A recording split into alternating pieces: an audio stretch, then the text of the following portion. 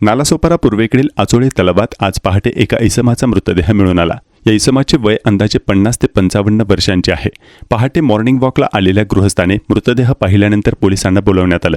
आचोळे पोलिसांनी घटनास्थळी पोहोचून वसईविरार अग्निशमन दलाच्या कर्मचाऱ्यांच्या सहाय्याने मृतदेहाला बाहेर काढण्यात आलं।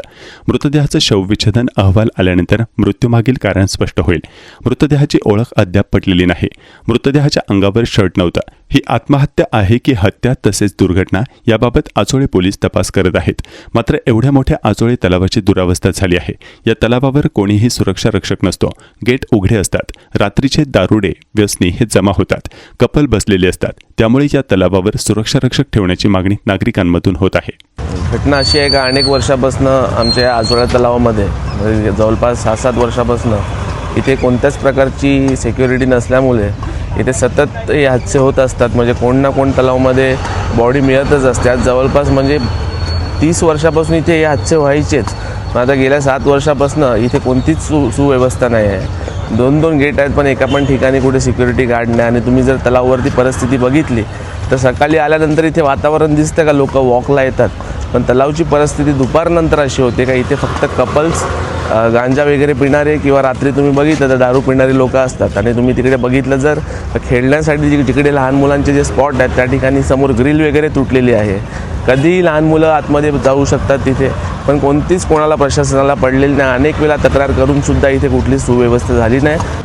त्याच्या आधी म्हणजे आम्ही याच्यापूर्वी म्हणजे लोकांना आपले जे तत्कालीन जे कमिशनर होते अनिल पवार यांनाही सांगितलं होतं की तुम्ही हा मोठा तलाव आचोळ्यातला त्या दोन्ही साईडला गेट ओपन असतात, तिथे तुम्ही सिक्युरिटी ठेवा।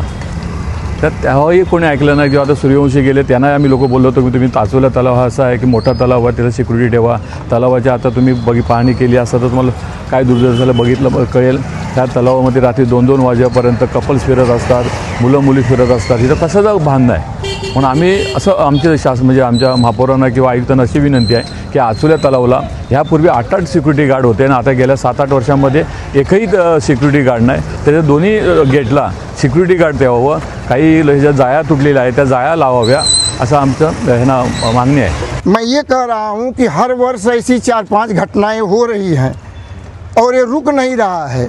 अभी नवनियुक्त जो हमारे नगर सेवक हैं, आमदार हैं, वो बड़े ही कर्मठ हैं, उसके लिए प्रयास चालू है। लेकिन मैं आमदार राजन नाइक जी और नवनियुक्त जितने नगर सेवक हैं, इस तालाब पे 5 नगर सेवकों का एरिया है और 5 जीते हुए हैं। उसके यहाँ 2 लोग मौजूद भी हैं।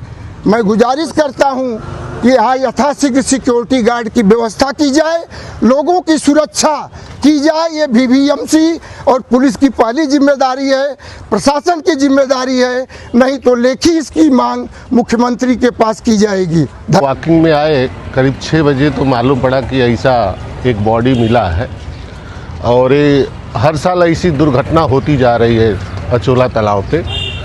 और न दिन न रात चारों हर दिन में खुला ही रहता है गेट। कभी भी कोई आता है, कोई भी जाता है। बच्चे लोग भी, कपल लोग भी घूमते रहते हैं। तो मैं वसई विरार महानगर पालिका महापौर राजू पाटिल जी से रिक्वेस्ट करूंगा और कमिश्नर जी से भी रिक्वेस्ट करूंगा कि इसकी सुरक्षा और रक्षा की जाए, क्योंकि ऐसी दुर्घटना बार बार होती जा रही है। और कुछ तालाब पे टूटे हुए हैं फर्श, उसकी भी मरम्मत की जाए।